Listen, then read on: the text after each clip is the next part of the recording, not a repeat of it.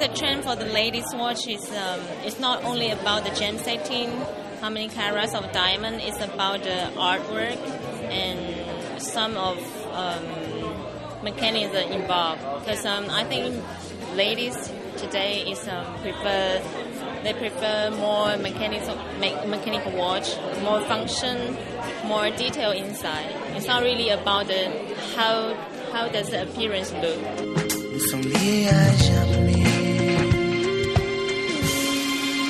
A watch is a little object for give the time, hour, minute and second. Thank you for the definition. Alors, ça dépend des montres. Il y a des montres qui expriment la fortune, il y a des montres qui expriment la mode, et il y a des montres qui expriment la connaissance. Okay, it depends on the type of watch. There are watches that express that you have a lot of money. There's watches that express that you are very fashionable. And there is finally the third category, which is the watches that he makes, that express connaissance means knowledge of watchmaking. Yes? Et ma préférence, c'est pour celle qui montre la connaissance et le cerveau. He wants to make watches that look as if they're intelligence in the design and the execution of the watches. Yeah? Watches that have connaissance, essentially. Yeah? So it also would reflect on the type of person that would wear an F.P. Journe. Would be someone that is exists both cerebrally, but also in terms of emotion and passion as well, and finds a connection between the two. So a thinking man's watch. What are some elements that make a great watch? Qu'est-ce que c'est les caractères qui ensemble, ça crée une montre extraordinaire? Une montre extraordinaire, c'est une montre qui a une logique historique, parce que l'histoire de l'horlogerie a une inertie, donc ça doit avoir une logique historique. Et la deuxième chose, c'est qu'elle a une complication utile et non agressive. The thing that's most important to him is that watchmaking has a continual story, and that he wants to feel as if he's creating watches that have a connection to this story and at the same time are adding a certain new chapter to it as well, but that pay a full respect to the basis of watchmaking, which is chronometric, you know? The second thing is that he wants to create watches that the complications are elegant, they're beautiful and not aggressive, you know? Not in your face or trying to scream for attention, but the more you look at them, the more you discover. You've won this competition many times now. How has watches evolved through the years? Ah, ça c'est une très bonne question. En fait, vous avez gagné le Grand Prix plus fois que quelqu'un d'autre. Five times. Est-ce que vous pensez qu'il y a une évolution entre chaque année de type de montre qui a gagné ou d'horlogerie en général? Il y a eu une grande évolution l'année dernière, puisque moi j'étais dans le jury. J'étais dans le jury avec vous l'année passée. Oui. Et il est issu du vote que Richard Mille avait eu l'aiguille d'or. Ah oui. Ce qui était un changement radical, puisque nous étions partagés l'aiguille d'or seulement entre Vacheron Constantin, Patek Philippe et F.P. Journe. Donc pour la première fois, en dehors du tiercé, c'était un quatrième qui est arrivé. C'était vraiment la différence. Super. Yes, he has some unique perspective on this because he was in the jury last year. And normally the grand prize of the Grand Prix traditionally goes to extremely traditional brands that have a lot of history, brands that are doing very traditional but beautiful watches like Vacheron Constantin or Patek Philippe or these kind of brands, or like F.P. Journe, you know? But last year we gave the prize to someone who's really a maverick. His name is Richard Mille, and he basically has created a whole new generation of very modern-looking technical watches that look like, you know, race cars or expressions of speed, you know.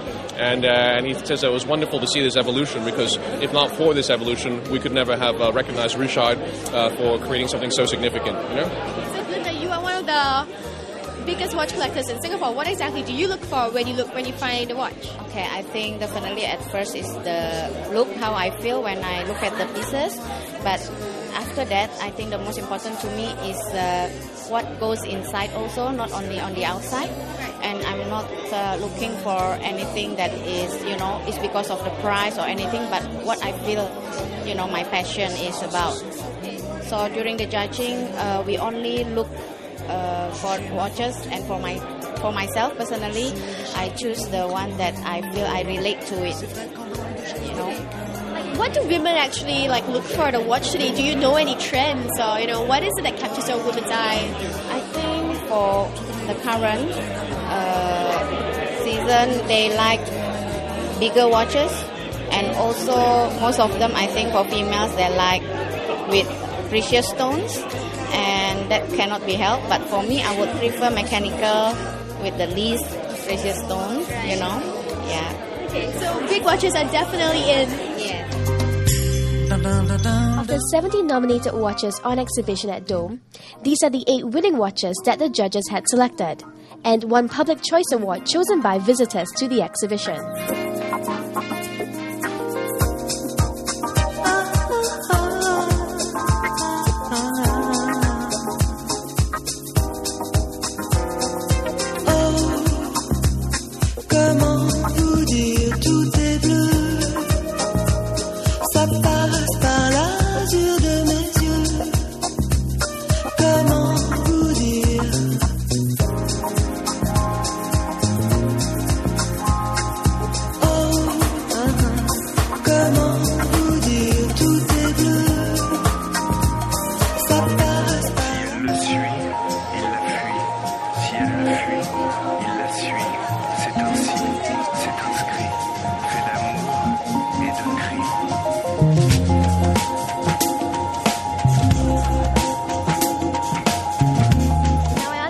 That you know quite a bit about watches. So what should women look for in a watch? Okay, I think women nowadays would go more for the diamond-studded watches, which, there's a place for these watches. I'm not saying that it's no good. There's a place for it, but I think they should also explore going beyond the bling factor.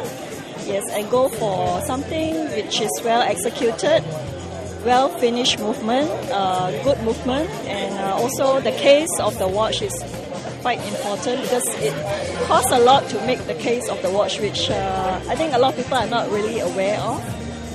Yes.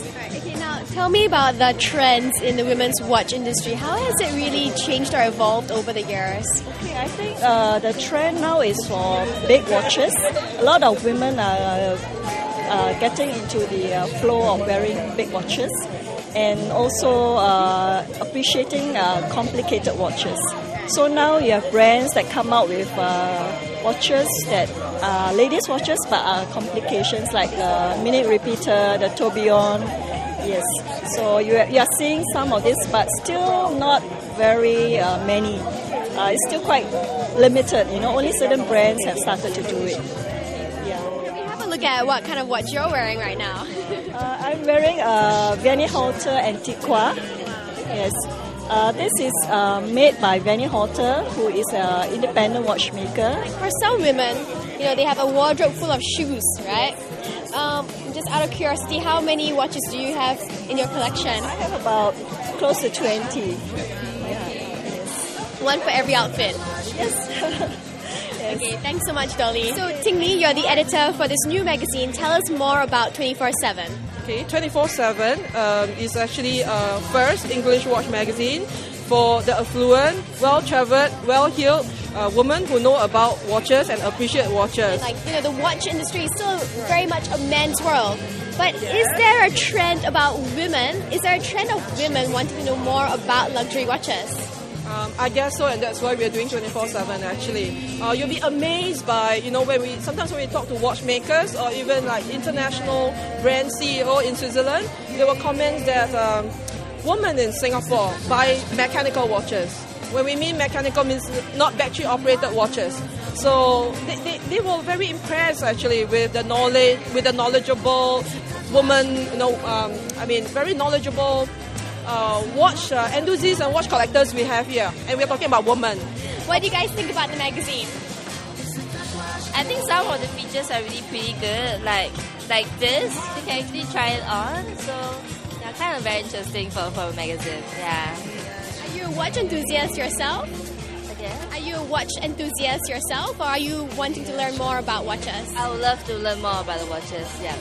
Well, I think personally, I think it's very interesting because it's a brand new concept that actually is featuring all the watches for women, and it brings out a individual personality and characteristics.